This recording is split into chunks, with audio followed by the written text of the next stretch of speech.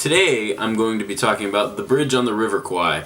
This is a little movie that was made in 1957. That was almost, that was that's over half a century ago. That's crazy. That's like 3 to 4 times older than I am. That's old. This movie stars William Holden, Obi Wan Kenobi, and Jack Hawkins.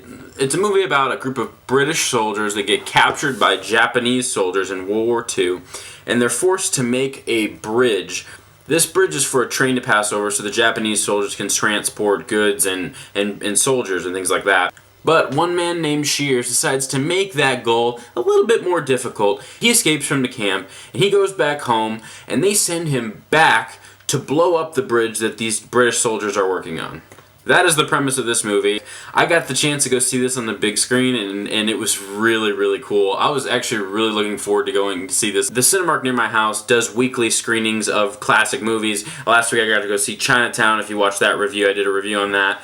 But I was more excited to go see this than anything else, and it's because of the ending of this movie. The ending of this movie is spectacular.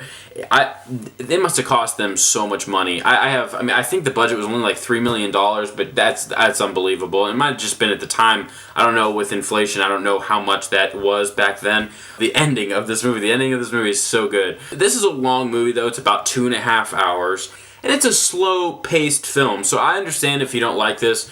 If you ever get the chance to watch this movie, watch it once, but sit through to the end, because the ending is it's really cool. It's thrilling. For a 1957 movie, to have you on the edge of your seat 55 years later, that's really cool. This is only my second time watching it. I bought the Blu-ray edition of it about 2 years ago, and I watched it for the first time on Blu-ray. This is a really, really good Blu-ray edition of it. The picture looks great. The content that it comes with is really cool, and I'm really glad I got it for like $12. So it was just a steal. Walmart was like, hey, do you want this movie? And I was like, yeah, sure, I'll take it off your hands. And they gave it to me.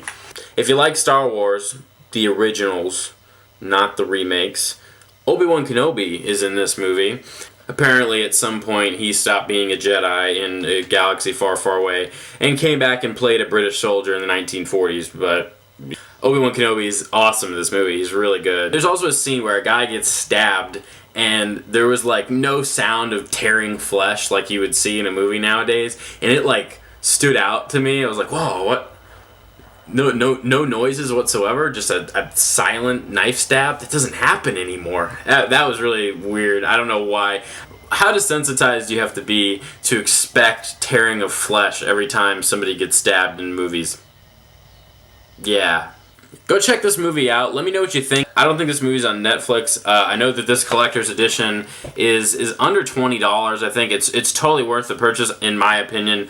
It's a complete classic. It's one of my favorite old classic films. So if you enjoyed this review, click like below and subscribe to my channel and check out some of my other reviews. Have you seen this movie? Are you going to see this movie?